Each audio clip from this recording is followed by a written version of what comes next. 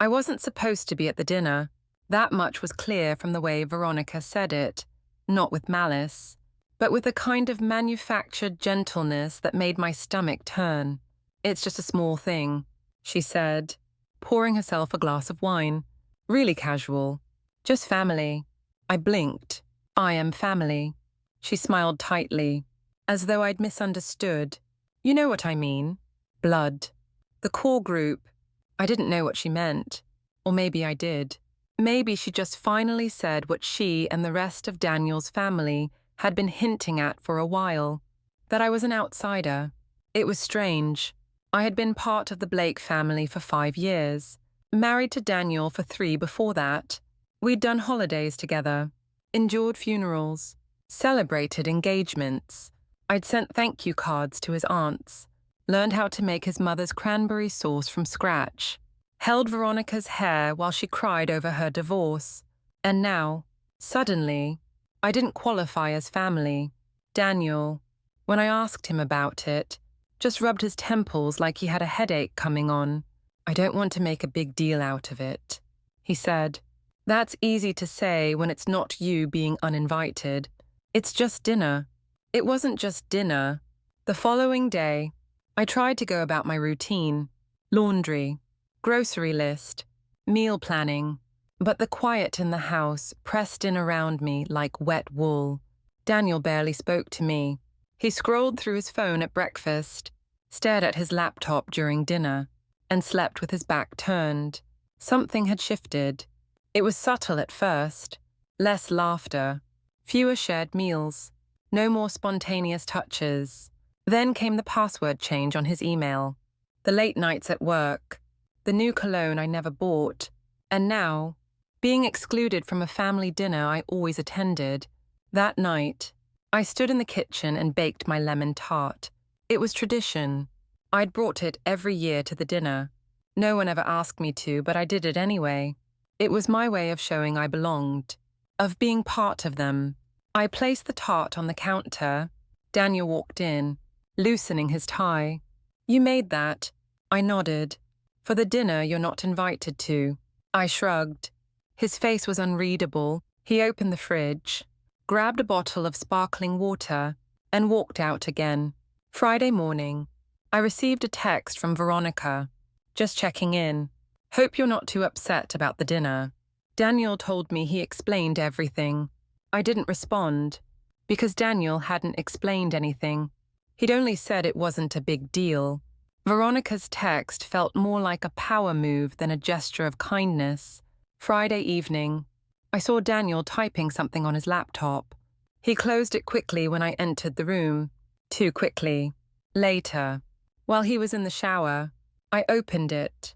His password was still our dog's name, Scout. I hesitated, then typed it in. The inbox loaded instantly. There were dozens of emails between him and Veronica.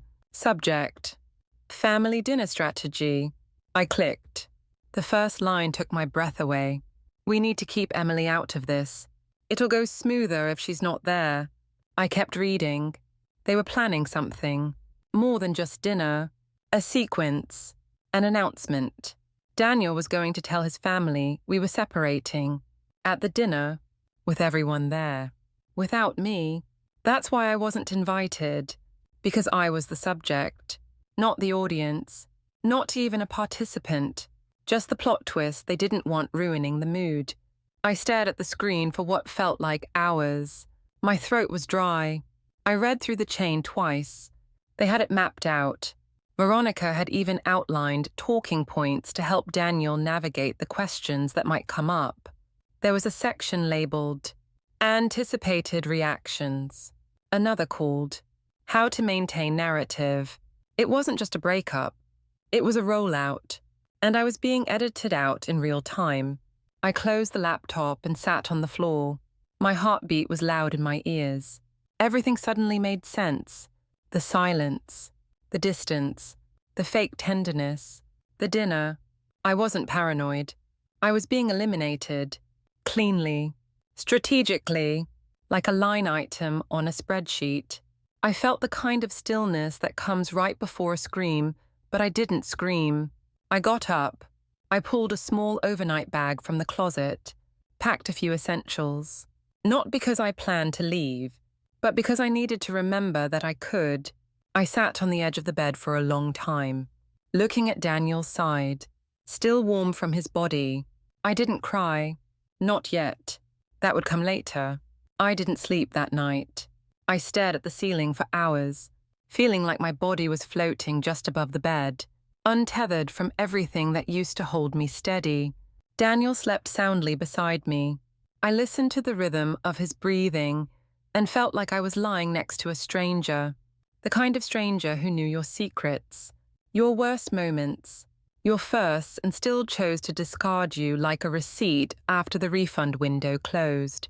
Around 3 a.m, I got up, I went downstairs and opened my journal. I hadn't written in it for months, but the words poured out of me like ink under pressure. They're planning to erase me. They want a version of the story where I never mattered. But I was here. I was real. The next morning, Daniel kissed my cheek before leaving for errands. His eyes didn't meet mine. "I'll be home late," he said. Late enough to make the announcement. Late enough to come back already unburdened. I smiled and nodded. "Have a good time." He paused, confused for a moment, maybe sensing something behind the calm. But then he left. I waited 10 minutes. Then I opened the laptop again, downloaded every email thread between him and Veronica, screenshotted the planning documents, saved everything onto a USB drive, and hid it inside an empty tea tin in the back of the pantry, just in case. I wasn't sure what I would do with it yet, but I needed to know that I wasn't crazy, that if I ever doubted myself again, I could open those files and remember. They were the ones rewriting history. Chetan. By noon, I had a plan. Not revenge, not exposure, just presence. I was going to the dinner, uninvited, unannounced, unavoidable. I didn't tell anyone, not my sister, not my best friend, not even myself. Really, I just dressed simply, a navy dress I hadn't worn in years. The one Daniel said made me look too serious. I added a pair of silver earrings, pulled my hair back, took one long look in the mirror and whispered, "You are not invisible." Then I got in the car and drove. The Blake family home was just across town. Veronica always hosted the big gatherings, Thanksgiving, birthdays, summer barbecues.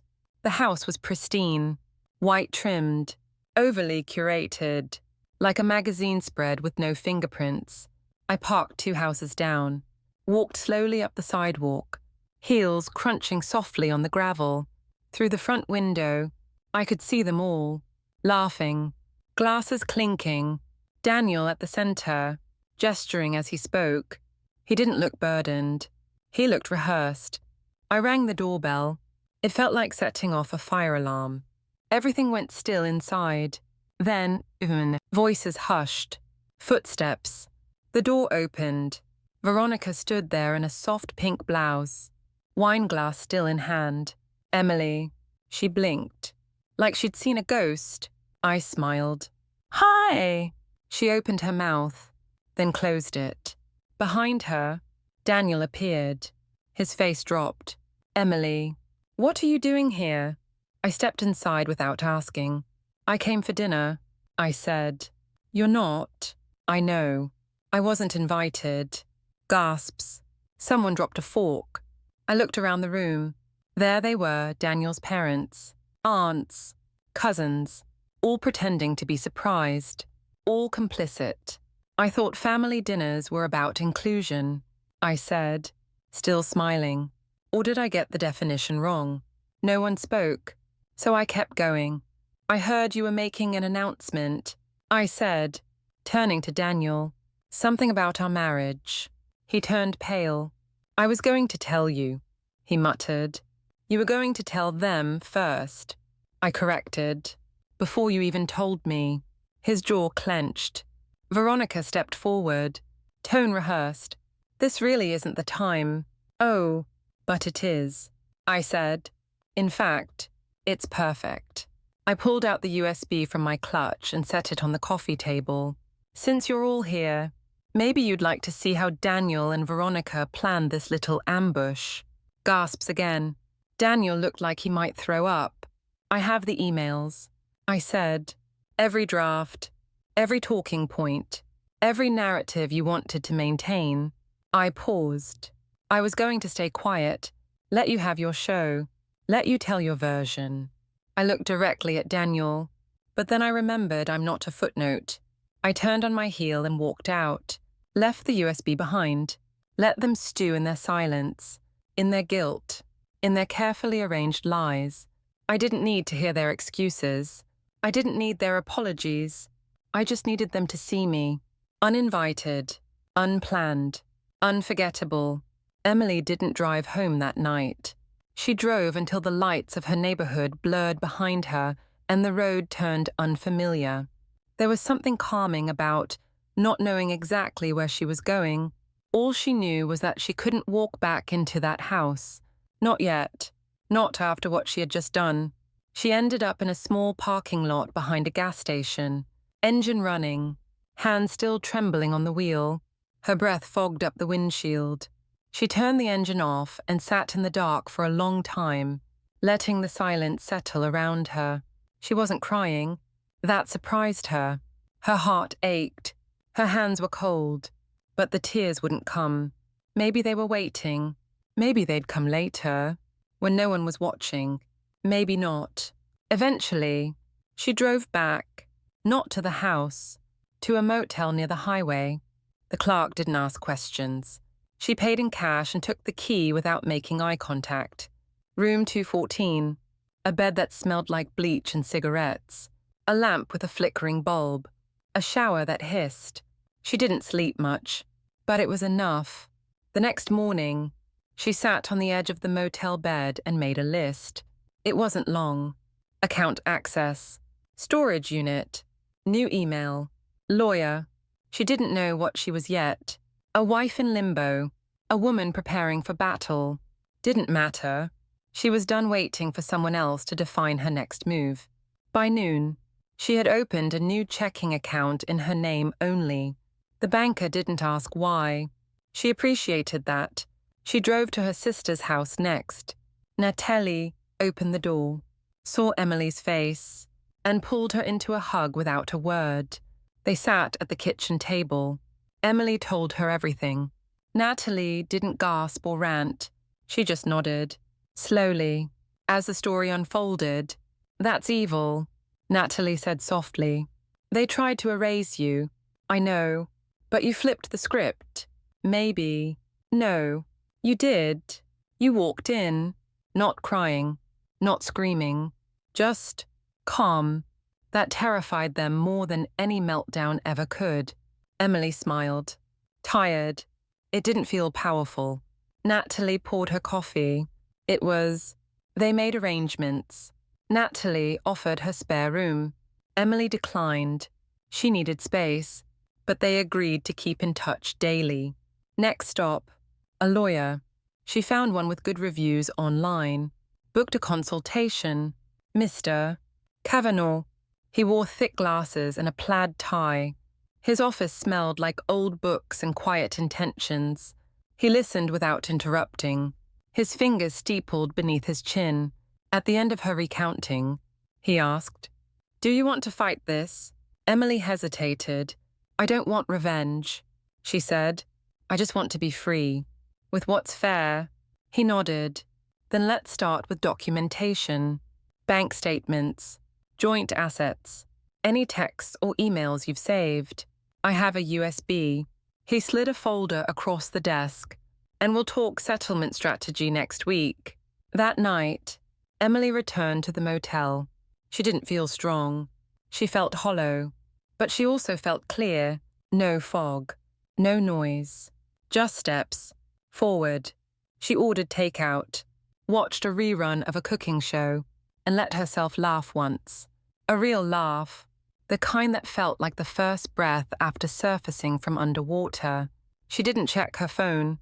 She didn't care if Daniel had called.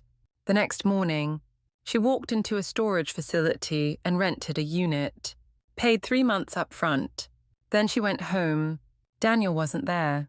Good. She packed quickly. Clothes, books, important documents, a few framed photos, only the ones without him in them. She didn't touch the lemon tart in the fridge. Let it rot. It felt symbolic. When she left the house for the last time, she didn't slam the door. She closed it with the same quiet dignity she had walked into that dinner with. It wasn't over. There would be lawyers, paperwork, maybe tears, but her part in their story was done. She was writing her own now, and she had no plans to share the pen. The apartment wasn't much. It was small, a one-bedroom tucked above a florist shop that smelled faintly of eucalyptus and old water. The walls were thin, the carpet was old, and the oven clicked when it heated up. But it was hers. Emily unpacked slowly, methodically. She hung up the few dresses she brought, folded the sweaters, and placed framed photos, only the ones that didn't include Daniel, on the narrow windowsill. Each action felt like unhooking herself from a life that no longer belonged to her. The silence was heavy the first few days. No clatter of Daniel's keys. No low buzz of sports on the TV. No sound of him brushing his teeth or talking in his sleep. At first, that silence felt like grief. Then it started to feel like air. She could breathe again. On her third night, she sat on the floor with a glass of wine and opened a new journal. Not the one from before, this one was fresh. She didn't write long paragraphs, just small, sharp truths. He let them cut me out. He stood there while they made a room without my name on the list. He knew. He agreed. She underlined the last sentence twice, then closed the journal and sat still, listening to nothing. The next morning, she got an email from Daniel. Subject, "Let's talk." She stared at it, then deleted it. 2 hours later, he texted, "Can we meet? Just to talk." Sums. She didn't answer. Instead, she walked to a small diner near the apartment and ordered pancakes with too much syrup. She ate slowly, watching people pass the windows, none of them knowing who she was or what she had just walked away from. That anonymity felt like a shield. She saw a couple at the next table, young, laughing, leaning into each other like the world wasn't spinning. She didn't envy them. She pitied them, because once she had sat like that. Once, she thought leaning in meant safety. Now she knew sometimes the person you lean into is the one pulling the chair out from under you. Later that afternoon, she called Mr. Kavanaugh. "I'm ready," she said. He cleared his throat. "We can begin filing." "I want it clean," she said. "No drama. No waiting. I understand. I'll start preparing the documents." She paused. "I'd also like to make a statement of record. A written one." "Yes, for the file, just so it's there. I can include it." That night, she typed for 2 hours. She didn't write about betrayal. She wrote about facts. She listed what had happened, the exclusion, the deception, the public ambush. She wrote how it felt to be erased in front of a family she once considered hers. And then she wrote the last line, the only one that made her hands tremble. "You don't get to decide how my story ends." She printed the letter, folded it once, and dropped it at Mr. Kavanaugh's office the next day. He read it, looked at her, and said, "You're handling this with more grace than most, and—" "I'm not here for grace," she replied. "I'm here for truth." The paperwork went through quickly. Daniel didn't contest. There were no dramatic meetings, no public fights, no last-minute pleas, just silence. That silence used to be her enemy. Now it was her ally. Weeks passed. Emily created a new routine. She took long walks in the morning, worked freelance jobs online in the afternoons. At night, she read old novels and watched documentaries. She donated the last few things she owned that reminded her of the Blakes. She didn't keep anything that made her feel like she was trying to prove she belonged. She belonged to herself now. One afternoon, she ran into Veronica in the grocery store. Veronica froze in the cereal aisle, one hand on a box of granola, the other clutching her phone. "Emily," she said. Emily didn't flinch. "Veronica." There was a pause, long and uncomfortable. I didn't expect to see you here." Emily nodded. Life's full of surprises. Veronica looked thinner, like guilt had hollowed her out. "I never meant for it to happen like that." "But it did," Emily replied, voice even. "I thought I was helping him." "You helped him hurt me." Veronica swallowed hard. "If I could take it back." "But you can't."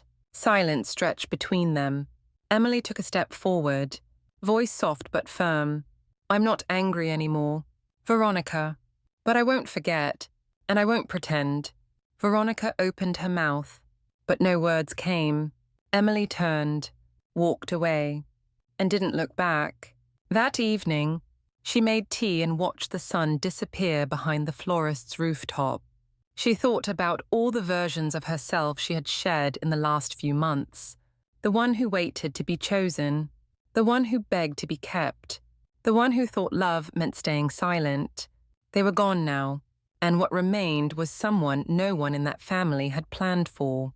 Someone who didn't need an invitation. Someone who had rewritten the ending. Emily didn't replay the conversation with Veronica. She didn't analyze the pauses, the half-formed apologies, or the things left unsaid. She went home, made herself a sandwich, and listened to jazz while folding laundry. There was something sacred about not letting a ghost interrupt your peace. Her days became small sanctuaries. A walk at 8 a.m., coffee with oat milk, a phone call with Natalie, a book in the park. Sometimes, the healing wasn't loud. It didn't come with grand revelations.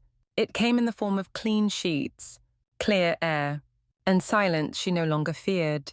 2 weeks passed. Then Daniel emailed again. Subject line, closure. She hovered over the message before opening it. "Emily, I understand if you don't want to talk.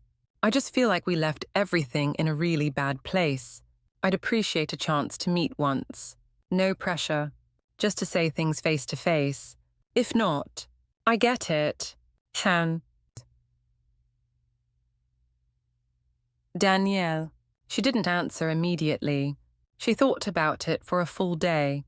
Then she replied with one line. "Tomorrow at 4. The cafe on 8th. She didn't tell Natalie.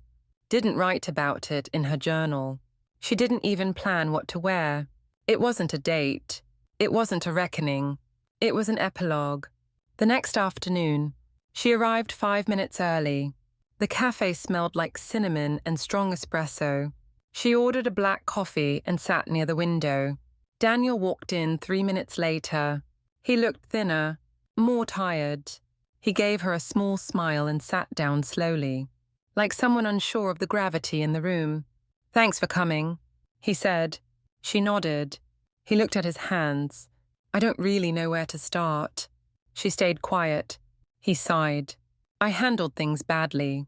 Still, she said nothing. "I should have told you first. I should have talked to you before the dinner." She finally spoke. "You wrote a script. With your sister." Daniel winced. "It wasn't like that. I read the emails." He paused. "It was just, I didn't know how else to do it. You could have talked to me, like a partner. I was scared." "You were calculating." He looked away. "I didn't want to be the bad guy." Emily sipped her coffee. "You were," she said, "but not because you ended it. Because you erased me." Daniel's shoulders slumped. "I thought maybe, after some time, we could still be friends." She almost laughed. "Friends don't ambush each other." He swallowed. "I miss you." She tilted her head. "You miss control." He opened his mouth, then closed it. Emily leaned forward slightly. "You had every right to leave, Daniel, but you chose to make me small first. You didn't just fall out of love. You planned my disappearance." He looked like he wanted to disappear now. "I'm sorry." he said quietly. She nodded. I believe you, she said. And she did, but it didn't matter anymore. Not in the way he wanted it to. Because sometimes, forgiveness isn't about rebuilding a bridge. It's about acknowledging the fire, then walking away from the ashes. Daniel didn't finish his drink. Emily stood. She didn't say goodbye, didn't hug him, didn't look back. When she got home, she took off her shoes, put on soft music, and opened her windows. She didn't cry. Instead, she wrote one line in her new journal. Closure isn't a conversation. It's a decision. The next day, she met with Mr. Kavanagh again. The papers were ready. Clean. Uncontested. Her name would be hers again in 60 days. She asked him what would happen if Daniel changed his mind. He shook his head. Legally, he can't. It's over. She signed her name with steady hands. Outside, the sky was bright and cold. She walked for 20 minutes without a destination. Everything felt louder. The birds, the traffic, the sound of her own breath. She stopped at a bookstore and bought 3 novels. She bought herself lunch without checking her account balance. She sat by the window and let the sun warm her face. She didn't think about Daniel. She thought about possibility. She thought about the way silence now sounded like space, room to grow, room to breathe, room to become someone no one could script out again. Emily stopped counting the days. There was no point in keeping track of how long it had been since she walked away. Time had a strange rhythm now. Some mornings passed like fog. Some evenings lingered too long. But the weight in her chest had lightened. She didn't check Daniel's social media. She didn't ask Natalie about him. She didn't reread the emails. There was nothing left in that space that felt like home. One afternoon, while sorting through a box of old photos, she paused at a picture from their honeymoon. Daniel was holding a coconut drink, laughing, shirt half unbuttoned, the ocean bright behind him. She remembered the way he'd looked at her just before that photo was taken. The warmth, the ease. It felt like watching a stranger now. She placed the photo in the discard pile. That night, she dreamed she was back at the family dinner. Everyone was smiling, but no one had a face. She stood to speak, but no sound came out. When she woke, her throat felt tight, but not from fear, from understanding. The next morning, she wrote in her journal, I'm not angry anymore. Not at them, not even at him. She underlined it twice. Then she wrote something new. Today, I will do one thing that belongs only to me. She walked to a bookstore and applied for a part-time job. It wasn't dramatic, just a small form, a conversation, a promise to call back. But it was something, a beginning. When she returned home, her inbox had a message from an old friend she hadn't spoken to in years. Hey, saw your name in a mutual friend's post. Hope you're well. I always thought you and Daniel were the couple that made it. If you ever want to talk, I'm here. Emily smiled softly. She didn't respond. Not yet. Because she realized something. She didn't want to talk about Daniel anymore. Not out of pain. Out of disinterest. There was nothing new to say. The story had already been told. And she was tired of narrating a chapter that had ended. She spent the evening rearranging furniture, moved the couch, changed the angle of the bed, rehung the curtains. It felt like shaking off skin that didn't fit. Later, she made soup from scratch, played a jazz record, lit a candle. No one to impress, no one to perform for, just herself. And in that quiet, she didn't feel alone. She felt whole. The next day, she bought a planner, not to organize chaos, but to invite structure. She marked one page with a simple line. Start writing again. Emily used to write short fiction, little pieces of stories she'd hide in folders and forget about. She pulled out her laptop, opened a blank document, and stared at the blinking cursor. It felt like standing at the edge of something tall. She typed one sentence. She wasn't afraid of being alone. She was afraid of being forgotten. Then another, and another, until an hour had passed, and she had 3 pages. She didn't save it with Daniel's last name, just her own. Later that week, she walked past a couple arguing outside a cafe. She recognized the tone, the dance of pride and apology. She didn't feel triggered. She felt distant, detached, as if that version of herself, the one who begged to be heard, belonged to a different woman entirely. She returned to the florist's shop below her apartment and bought 3 sunflowers, bright, open, undeniably alive. She placed them in a chipped glass vase and set them on the table by the window. For no one but herself, in the journal that night, she wrote one line: "I was not erased. I was released." And for the first time in months, she didn't dream of loss. She dreamed of running, of laughing, of standing in the middle of a room where everyone saw her and no one looked away. Emily checked her email again and saw nothing new from Mr. Kavanagh. She wasn't worried he'd been punctual so far, but every small delay made her stomach clench in ways she couldn't explain. It wasn't about Daniel anymore. Not exactly. It was about seeing the full picture, about knowing what was hers, what had been taken, and what she needed to protect. She decided to go through their joint financial records again. Just in case, she opened her laptop, logged into the old joint banking account she hadn't touched in weeks. It was supposed to be dormant, left alone, until they closed it formally. But something caught her eye immediately. A withdrawal. Large. Recent. Her pulse quickened. She clicked through to the transaction history and scanned the last few months. There it was. 2 separate payments. One labeled Legal Consult D. Blake. The other Retainer. Law Officers. The dates hit her harder than the amounts. Both were from over a month before the family dinner, before the scripted breakup, before he'd said a single word about separating. Daniel had been planning this for weeks, maybe longer. He'd hired a lawyer and used their joint account to pay for it, without telling her, without asking. It wasn't just betrayal anymore. It was theft, calculated, strategic, and cruel. Emily took a breath, copied the transaction details, and pasted them into a document. She began pulling all statements from the past 6 months, highlighting anything that looked unusual.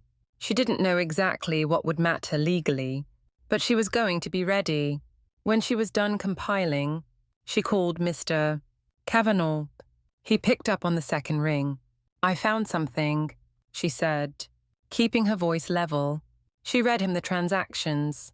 There was a pause. "He used the joint account?" he asked. "Yes," before he even told me about anything. "That could be significant." "Do I have a case?" "You might. It depends on how we frame it. I want to add it to the file. Bring it in. Tomorrow. We'll revise your documentation and include a statement." She thanked him and hung up. Then she sat still for a while, staring at her reflection in the black screen of her laptop. It was one thing to fall out of love, another to exit a marriage. But this quiet maneuvering, this use of shared money to prepare a legal ambush, it was another kind of wound entirely. Not emotional, tactical, and now she had to respond accordingly. That night, Emily didn't sleep. Instead, she opened her journal and began making a list of every moment that now felt different in hindsight. Every subtle shift in Daniel's behavior, the missed dinners, the avoided eye contact, the sudden interest in separate errands, the uptick in secrecy. She connected those moments to dates, to emails, to financial entries. She wasn't obsessing. She was documenting. She was turning pain into preparation. In the morning, she made a fresh copy of every page and stored them in a folder labeled Contingency. She no longer felt helpless, just alert. She walked into Mr. Kavanagh's office at 10:15 sharp, folder in hand. He greeted her with a nod and a quiet, "Let's take a look." They spent nearly an hour combing through every detail. He asked questions, made notes, and nodded as she explained her observations. "I'll submit this formally," he said at last. "It strengthens your position, especially since there was no disclosure or consent. I figured, you have a right to protect what's yours. Emily." She looked him in the eye. "That's all I want." As she left the office, she felt lighter, but not because the burden was gone, because she'd chosen to carry it differently. The clouds outside had thickened, promising rain, but she didn't mind. She walked slowly, letting the wind catch her coat. When she got back to her apartment, she made a cup of tea, sat by the window, and watched the sky turn. Daniel wasn't just someone she used to love. He was someone she'd survived, and that meant something, maybe everything. Emily woke up before her alarm and didn't feel dread. That was new. She stretched in bed, blinking against the soft grey light coming in from her window. Her muscles ached slightly from sleep, but her mind felt unusually clear. She showered, dressed, and made coffee without music or background noise. Just the sound of the water boiling, the clink of the mug, the quiet hum of a new day. She sat by the window, looking at the street below. A couple walked their dog. Someone biked by with a bright yellow helmet. A kid tugged at their parent's sleeve in front of the flower shop. Ordinary things. Life, still moving. And she was in it, not frozen on the outside anymore. She spent the morning at her desk, organizing documents for her case. She made notes for Mr. Kavanagh, labeled new folders, checked dates against emails, cross-referenced every charge, every message. Each small task steadied her. She took breaks too, made lunch, watered the succulents on her windowsill, called Natalie just to talk about a show they used to watch. When the mail came, she found a letter from her bank confirming the closure of the joint account. She held it for a moment, then smiled. One less tie. That afternoon, she checked her email and paused when she saw a familiar name. Margaret Blake, Daniel's mother. Emily hesitated, then clicked. "Hi, Emily. I wasn't sure if I should reach out. I know a lot has happened, and maybe this is out of line. But I want to say I'm sorry. For not saying anything, for not stepping in, for being complicit by staying quiet. I saw what was happening. I knew how wrong it was. You were always kind to me. You deserved better. I don't expect anything from you. I just wanted you to know that I carry that guilt, that I wish I had spoken up. Take care of yourself." Margaret. Emily stared at the screen for a long time. She didn't cry, didn't rage. She simply read the message twice, then sat back. It was quiet, but it mattered. That night, she opened her journal and wrote, "Forgiveness is not always reconciliation. Sometimes it's just letting go of the part of you that needed the apology." She didn't reply to Margaret, but she didn't delete the message either. She archived it, filed under closure. The next morning, she walked down to the park with a book in her bag and coffee in hand. The bench near the pond was open, so she sat and opened her book but didn't read. Instead, she watched the ducks glide through the water. She felt still, not stuck, just present. Later, at the grocery store, she ran into someone from Daniel's side of the family, a cousin, someone who had once danced with her at their wedding. He looked surprised. "Emily." She smiled politely. "Hi. I didn't expect to see you. I live around here." He fumbled for words. I heard about everything. I imagine you did." "I'm sorry. I didn't know what they were planning." She tilted her head. "But you knew." Eventually, he had the grace to look ashamed. "I didn't know what to say." "It's okay. You don't have to say anything now either." He nodded. "You look, good." "I feel good." That's great." They parted ways at the checkout. She didn't feel shaken. She felt solid. Later that day, she submitted a piece of writing to an online magazine. It wasn't about the divorce, not directly. It was about rebuilding, about a woman who learnt to build her own door when everyone else shut theirs. She didn't expect to hear back, but she wrote it anyway, because sometimes healing was in the act itself, not the outcome. That night, she made pasta and danced in her kitchen to an old playlist she hadn't touched in months.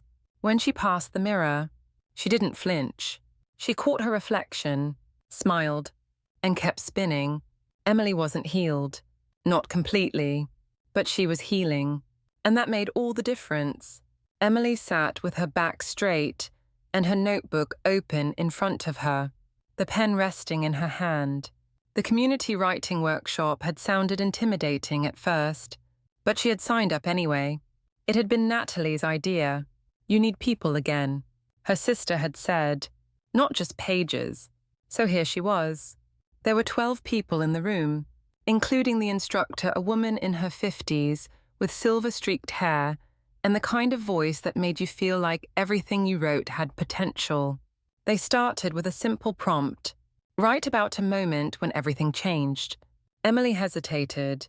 She didn't want to write about Daniel. Not directly. Not again. So she wrote about a morning, about standing at a window with a cup of coffee and realizing she didn't need to wait for permission to begin again. When she read it aloud, her voice trembled slightly, but she didn't stop.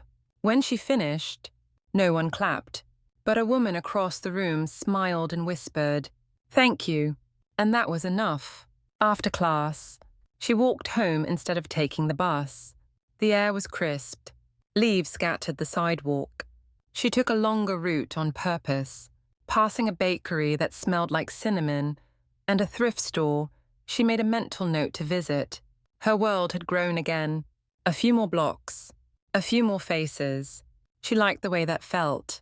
The next week, she submitted another piece to the online magazine. This one was bolder. It was about walking away from a life that had looked good in pictures but felt empty in person. She didn't use names. She didn't need to. The piece was accepted, and when it was published, she received a message from someone she didn't know.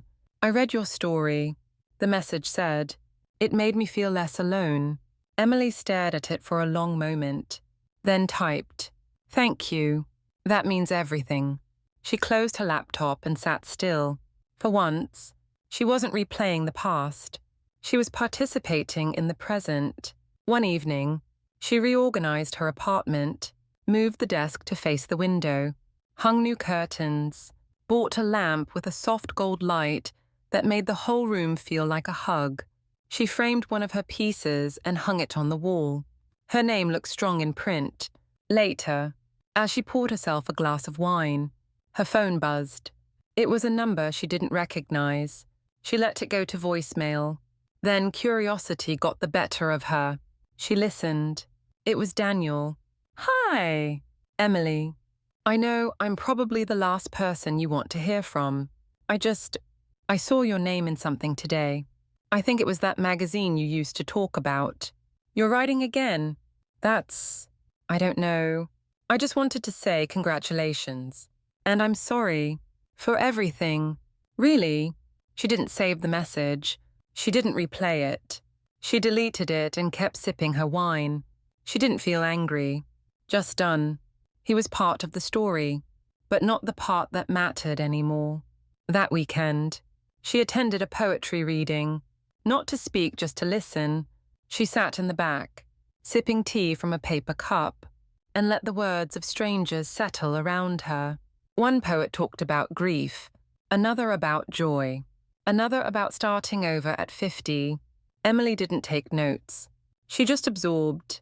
And when someone asked her afterward what she thought, she said, "It was beautiful." She meant it. Not just the poems. The whole experience. The way people sat with their pain and still found a way to turn it into something worth sharing. She walked home that night under a full moon, her steps slow and deliberate. No rush. No fear. No more looking over her shoulder. Emily sat at her desk with the morning sun slanting across the hardwood floor. The air smelled faintly of coffee and eucalyptus from the small diffuser she kept beside her writing notebook. There was no rush today, no deadline, no pressing task. She had nowhere she needed to be, only space to fill with words if she chose. She opened her laptop, scrolled through emails, and paused at one that stood out. Subject: Interview request, Writers and Women series. It was from an editor she admired. The message was brief but warm. They had read her recent piece. Would she be open to a short interview? Just a few questions about her writing process and the themes she explored in her work. Emily reread the email twice, then smiled. She typed back a simple yes and closed the laptop. She didn't need to call Natalie or message anyone for reassurance. She didn't feel anxious. She felt steady. That afternoon, she walked through the farmer's market, bought peaches and lavender soap, listened to a local guitarist play something soft and slow that made her stop and sway slightly before moving on. At one stall, she bought a small ring carved from silver. It was simple, unmarked, but it fit perfectly on her middle finger, like it had always belonged there. Later, at home, she put on music and cooked dinner. Something about chopping onions and stirring sauce felt meditative now, a quiet ritual. She lit a candle, poured wine, ate slowly, and when she was done, she wrote, not because she had to, because she wanted to. Her newest piece wasn't about Daniel or the past. It was about walking. Just that. The rhythm of feet on pavement. The way neighborhoods reveal themselves slowly. The comfort of routine routes. The surprise of new ones. When she read it back, it made her smile. She titled it, Things That Carry You Forward. The next morning, the interview questions arrived in her inbox. They were thoughtful. What does healing look like for you? How do you decide when a story is yours to share? What is one truth you've discovered through your writing? Emily didn't rush her answers. She wrote slowly, with care. When she finished, she read them aloud to herself. Then she hit send. A few days later, the interview was published. Friends messaged her. Natalie sent flowers. One of the women from the writing group emailed her a voice note saying how much her words meant to her. Emily sat with all of it, let it wash over her, not to drown in, but to absorb. One afternoon, while rearranging the books on her shelf, she found the last item she had kept from her marriage, a receipt from a cafe in Paris. She had saved it once, thinking it marked a turning point. Now, it just felt like paper.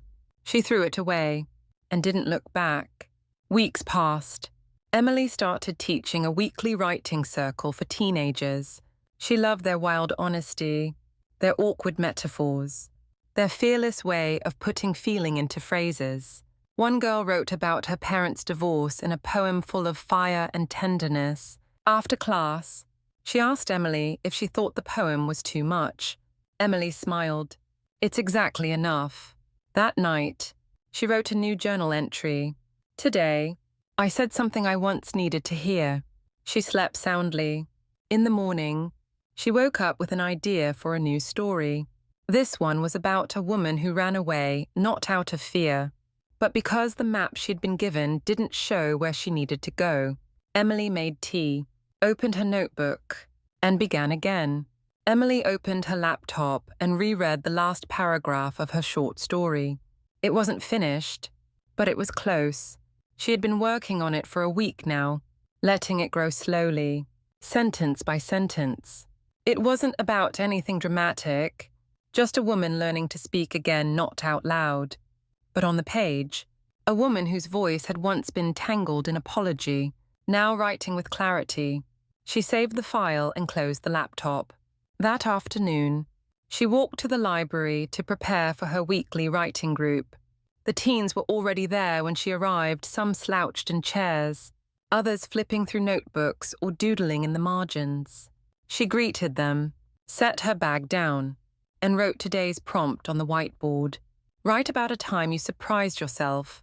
There were a few groans, some laughs, then silence. As pens hit paper, Emily walked between the tables, reading over shoulders, offering quiet encouragement. One boy, barely 16, wrote about standing up to his father for the first time. A girl with chipped nail polish wrote about cutting off a friend who never showed up when it mattered. They didn't write perfectly, but they wrote honestly, and that mattered more. After class, as she packed up, one student lingered. "Miss Emily," the girl said, Do you think writing can make you brave?" Emily smiled. "I think writing shows you the courage you already had." The girl nodded, eyes wide. "Cool." That night, Emily walked home feeling lighter. She made a cup of tea, pulled a blanket over her legs, and opened her notebook. She wrote in longhand, something about the way ink moved over paper felt more connected. She didn't plan the words. Just let them come. She wrote about beginnings and how they often hide inside endings. The next morning, she received an unexpected call from a number she didn't recognize. She almost didn't answer, but something nudged her. "Hello." "Hi. Is this Emily?" "Yes. This is Harper from WVU magazine. We loved your recent essay. We were wondering, would you be interested in doing a regular column?" Emily blinked. "A column?" "Yes. Monthly. About writing, healing, whatever you feel drawn to. We think your voice would really resonate with our readers." Emily's heart raced. She looked out the window, where the trees had just started turning gold with early fall. "I'd love that," she said. "Great. I'll send over the details." After she hung up, she sat in stunned silence. Then she laughed, not loud, but deep, like something old had just cracked open and let in light. She texted Natalie. "They want me to write a column." Natalie replied in all caps. "I told you." Emily grinned and got to work. She opened a fresh document, titled it, "Notes to the Woman I Used to Be," then typed the first line. "You don't owe anyone your silence." She wrote for an hour. When she stopped, she felt full, not overwhelmed, just full, the way you feel after a good meal, or a long walk that clears your head. She sent the draft to Harper before she could overthink it. Then she went for a walk herself. No destination, just motion. Movement felt like progress now. Even without direction, she passed a mother pushing a stroller, a couple arguing gently, a man singing to himself on a corner, everyone living their little scenes. And she was part of the background, but content. She didn't need to be the main story anymore. She just needed to be present in her own. That evening, she pulled out a photo she hadn't looked at in months. Her and Daniel, before everything. They looked happy, and maybe they were. For a while. But happiness that demands your silence isn't peace, it's control. She placed the photo back in the box, not with regret, but with acceptance. It had happened, but it was done, and she was not. Emily sat at her desk on a cloudy afternoon, watching rain tap softly against the window. The sound was rhythmic, grounding. She sipped warm tea from a ceramic mug she'd bought at the farmer's market the week before, hand-painted with a small sunflower. She had just submitted her second column to the magazine. This one was about thresholds, not the big dramatic kind, but the quiet ones. The moment when you realize you're okay on your own. The first time you laugh again without guilt. The day you throw away something you once couldn't let go of. She had titled it, "When the Silence Starts to Sing." It felt honest. After sending it, she closed her laptop and leaned back, watching droplets race each other down the glass. She thought of how far she'd come, not in miles, but in perspective. She still had bad days, mornings when the weight of memory pressed against her ribs, but they didn't hold her down anymore. They just reminded her of how strong her legs had become. At the next writing circle, one of her students, a quiet boy named Luis, read a piece that made the whole room still. It was about his older brother, about the way grief shows up in echoes, the way you can hear someone's voice even after they're gone, not with your ears, but in your decisions. When he finished, no one spoke for a moment. Then Emily said, Thank you for trusting us with that. Louis shrugged, trying to hide how much it mattered. After class, he lingered. Do you think it's dumb? He asked. What? My piece. It's not like other people's writing. Emily shook her head gently. Louis, it's not about sounding like other people. It's about sounding like yourself. He looked down at his shoes. I think my brother would have liked it. I think so too. Later, Emily walked home with a heaviness that wasn't sadness, just the weight of witnessing something true. She was learning that teaching wasn't about answers. It was about holding space, and that space could be sacred. That night, she journaled for the first time in a week, not because anything was wrong, just to mark the moment. She wrote, I used to think healing would feel like triumph.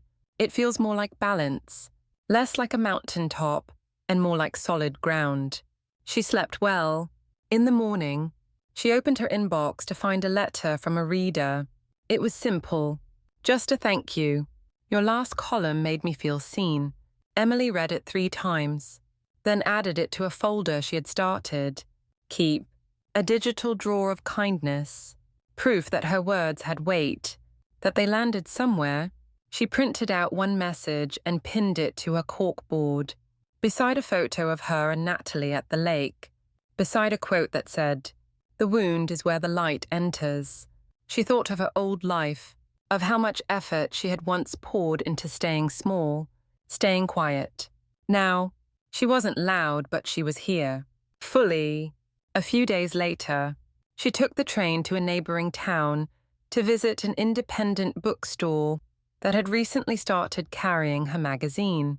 She walked in, browsed the shelves, and then found the small stack near the counter. There it was, her name, printed and proud. She didn't take a picture, didn't make a post. She just stood there for a moment, hand resting on the cover, then bought a copy and left. The sun had come out by then. She walked to a cafe, sat near the window, and opened the magazine to her page. Read her own words like they belonged to someone else, but in the best way, like they had grown legs and walked into the world without needing her to carry them. When she got home, there was a letter in her mailbox, handwritten. The return address was from Margaret. Just a short note. I saw your name in a bookstore today. I recognized the photo. You looked radiant. I hope you're well. Emily placed the letter on her desk. She didn't need to respond, but she didn't throw it away. Instead, she added it to the same folder marked Keep, because sometimes peace looked like small acknowledgements, tiny echoes of past lives no longer needed but still honored. That evening, she lit a candle, sat on the floor with her laptop, opened a new document, and began her 3rd column. Emily arrived at the library a little early for her Saturday writing circle. The room was still empty, the chairs stacked, the tables waiting. She took a moment to breathe it in, the calm before the rhythm of voices, ideas, laughter, and silence. She liked this part. She set up the chairs, laid out the pens and paper for those who forgot, and wrote the day's prompt on the board. What's something you never said out loud? It was a riskier one, more personal. But she'd found that teenagers often surprised her. They could be guarded, yes, but when they opened up, the honesty hit like lightning. The group trickled in slowly, chatting, some still sleepy-eyed, others bouncing with energy. Emily greeted them all. They settled in, and soon, the only sound was pens on paper. One girl, Maya, wrote for almost 10 minutes without stopping. Afterward, during the share circle, she read a piece about not telling her mom she wanted to stay with her dad after the divorce. Her voice shook, but she read the whole thing, and when she finished, the room was silent for a beat. Then one student clapped, then another, until everyone joined. Emily caught Maya's eye and nodded. Later, while they packed up, Maya came over. Thanks for today, she said quietly. Emily smiled. You did something brave. I didn't think I could say that stuff out loud. You didn't just say it. You wrote it. That's power. Maya nodded and hugged her quickly before darting away. Emily stood there, arms still slightly raised, and felt a warmth in her chest. That night, she walked home past the bookstore and saw her column displayed in the window again. She didn't stop this time. She just noticed and kept walking. At home, she cooked pasta and listened to classical music, not because she wanted to feel fancy, because it soothed her. She'd learned that healing didn't always look like strength. Sometimes it looked like stillness, the ability to sit with yourself, to not need noise to fill the room, to trust your own presence. Later, she opened her laptop and began drafting her next column. This one was about thresholds again, but from a new angle. About the small decisions that tell you you've changed. Turning down a phone call you would have once answered. Wearing something bold because it makes you feel seen. Saying no without guilt.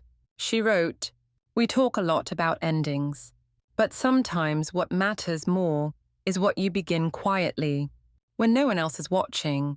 She wrote until midnight, then closed her laptop and sat in silence, candle flickering beside her. When she finally went to bed, she slept deeply. In the morning, she woke up to a message from Harper at the magazine. "Your last piece hit a nerve. So many responses. Would you consider expanding it into a longer feature?" Emily replied, "Yes, I'd love that." Then she made tea, pulled out her notebook, and mapped out a few ideas. She wasn't trying to be inspiring. She was just telling the truth, and people were finding themselves in it.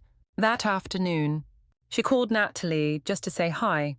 They talked about everything and nothing. Books, a new restaurant downtown, a sweater Emily had her eye on. Before hanging up, Natalie said, "You sound really good. I feel good. You deserve that." Emily smiled. "I know." Later, she met up with a fellow writer from the open mic night. They shared coffee and stories about rejection letters and characters that wouldn't behave. It was easy, like she belonged in this world. Not because she forced herself into it, because she had built it, piece by piece. She walked home slowly, breathing in the early autumn air. Leaves skittered across sidewalks. Children laughed in a nearby park. The world was moving, and for once, she didn't feel behind. She felt in sync. When she got home, she looked at the corkboard above her desk, at the notes she'd saved, the quotes, the kind words. She added a new sticky note. "This is not the aftermath. This is the beginning." Emily stood at the window, a mug of coffee in her hands, watching as morning light slowly warmed the tops of the buildings. Her plants soaked it in. So did she. The expanded column was going well. She had written 2 longer pieces so far, one on boundaries, another on choosing peace over closure. Readers had responded with letters that made her cry. Stories from women who had walked away from churches, marriages, families, jobs, who hadn't been believed, who had been called selfish for choosing themselves. And yet, they wrote to thank her for putting words to something they hadn't been able to name. Emily didn't feel like a voice for anyone, but she was grateful her voice reminded others of their own. She printed out a few of the letters and added them to her keep folder. They reminded her that pain didn't make you special, but surviving it with softness might. At the library, her Saturday circle had grown. New students had joined. She had to borrow chairs from the room next door. Sometimes they brought their parents, not for supervision, but out of curiosity, to see what their kids were writing. It made Emily smile. One week, a boy named Theo wrote a short play about 2 astronauts trapped in orbit, unable to communicate but still trying. Everyone in the room was quiet after he finished reading. Then someone said, "That made me feel lonely and hopeful at the same time." Theo just nodded. He'd done what writing was supposed to do. Emily walked home under a sky, streaked with the pinks and golds of late afternoon. She stopped at a bakery and bought a slice of cake. Just because. No celebration. No milestone. Just pleasure. She ate it slowly on a park bench. Birds chirped nearby. Children laughed.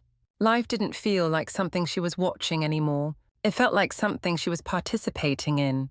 Later that night, she video called Natalie. They talked about the holidays. Any plans? Natalie asked. I might stay here. I kind of like the quiet. You want to come to us? Maybe. I'll let you know. Emily wasn't avoiding family. She was just learning to choose herself without guilt. It was still new, still a little tender, but it felt right. The next day, Harper emailed to ask if she'd consider putting together a manuscript, maybe a book. She wrote, collected essays. We'd be happy to help with the pitch. Emily didn't reply right away. She sat with the idea, let it breathe. It didn't scare her, but it didn't rush her either. That evening, she wrote, maybe the truest kind of healing isn't quick. Maybe it's not a finish line, but a way of walking. She looked at her calendar and blocked off 3 mornings a week for writing, not content for the magazine, not for class. Just her own stories, essays, notes, anything. She made a playlist called Quiet Confidence. She played it while she cooked, while she walked, while she typed. One track reminded her of a summer years ago. But it didn't hurt to remember. It felt like watching an old film you used to love and realizing it still holds beauty, even if you've outgrown it. One morning, she passed a couple arguing on the sidewalk. The woman's arms were crossed. The man gestured too wildly. Emily didn't flinch, didn't judge. She just kept walking, thinking about how many stories lived behind strangers' expressions, how many silences carried whole histories. She wrote a note in her phone. We never know what anyone is holding, so be kind, or at least be quiet. That night, she wrote a new piece called The Weight We Don't See. It was short, just 600 words, but it said everything she needed. She sent it to Harper, didn't reread, didn't overthink, just trusted the work. She was learning that confidence wasn't volume. It was presence, and she was finally present in her own life. Fully, Emily stared at the blinking cursor at the top of a new document. She had opened the file an hour ago, then walked away to make tea, fold a sweater, Pete the neighbor's cat that sometimes wandered onto her balcony. But now she was here, staring, and not in fear, just in pause. The idea of turning her writing into a book wasn't daunting, not anymore, but it felt weighty in a good way, like standing in a wide, quiet field and knowing the next step would leave a footprint. She began typing, a letter, not an introduction, not a dedication, just a letter.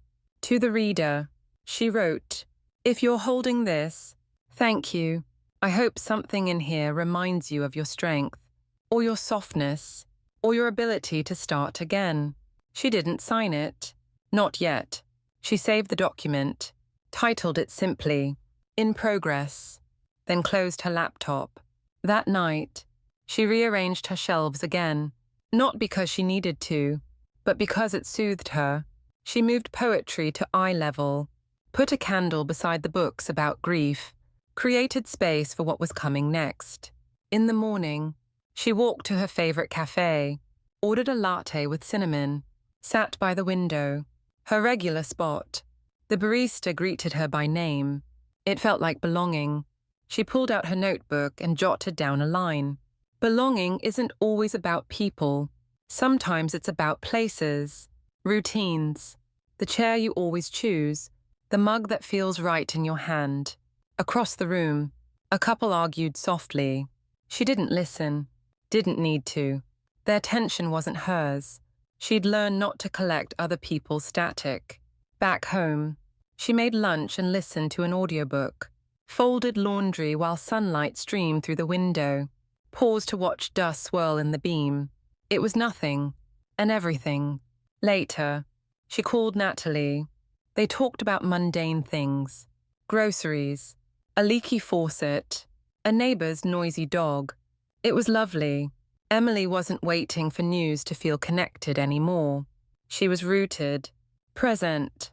That night, she journaled. I used to think peace would feel like fireworks. It feels more like exhale. She slept well. In the morning, she met with Harper over video. They talked about timelines, cover concepts, voice and arc. Emily took notes but didn't feel pressured. She trusted herself now, trusted the story. When they hung up, Harper said, "You know, your work doesn't shout, but it stays." Emily smiled. "I hope so." She opened a new document, titled it Quiet Survival, started a table of contents. Some chapters were obvious, some were just words. Falling, leaving, naming, returning. She didn't know what all of them would become, but they felt like markers on a map she was building one line at a time. Later, she went for a walk. No headphones, just city sounds, birds, leaves, the soft scuff of her own feet on pavement. She stopped at a small shop and bought a lavender plant. It wasn't planned, but it felt right.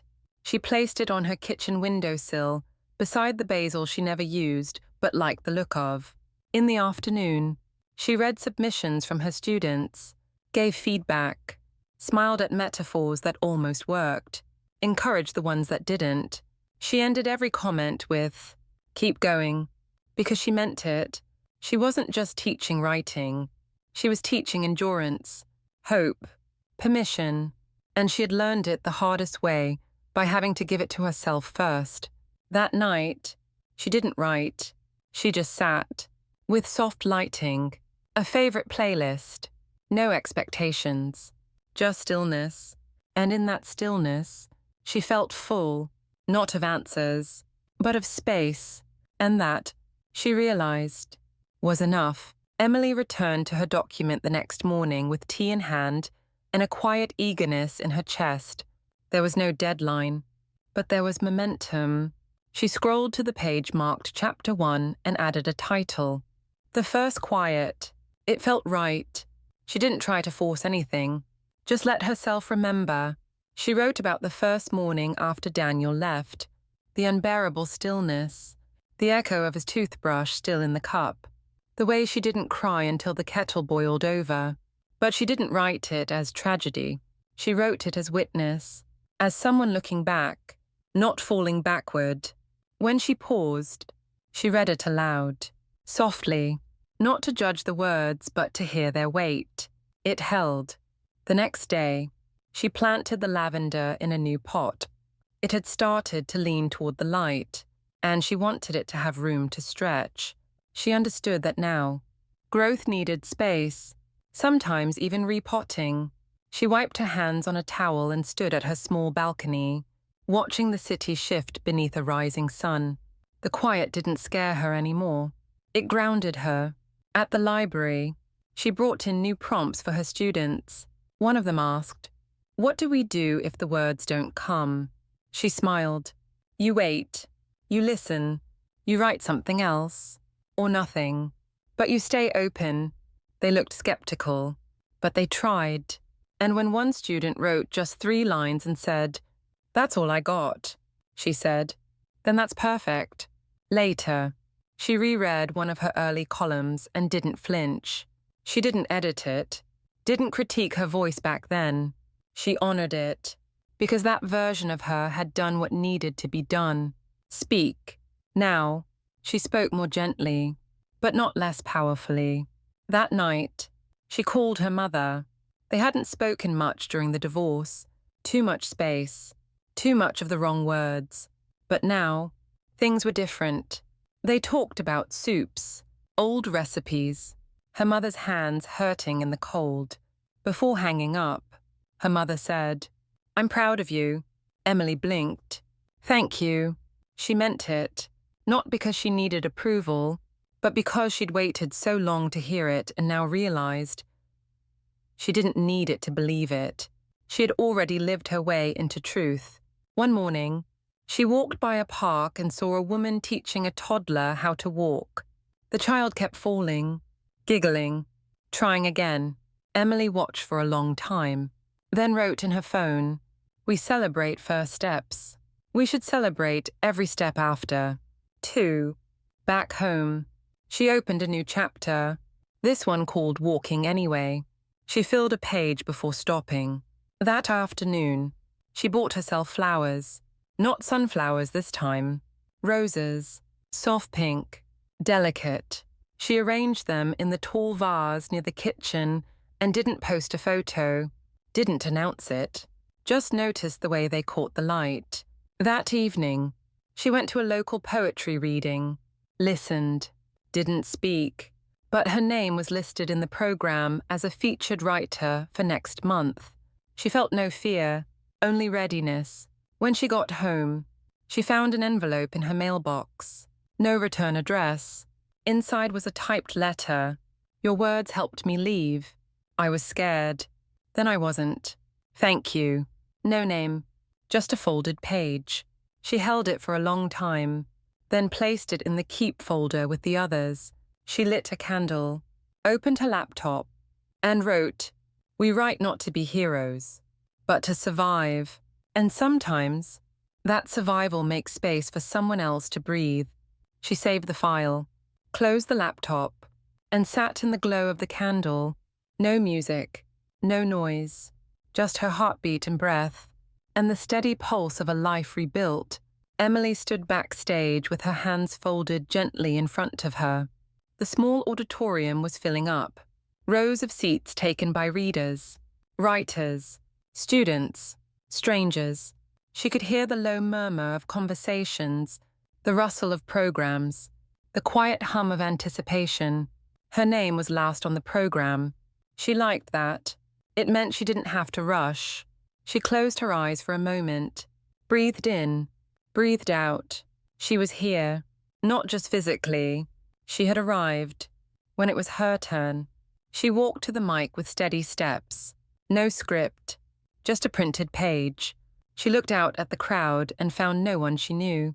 And that was okay. She began reading, a passage from the introduction to Quiet Survival.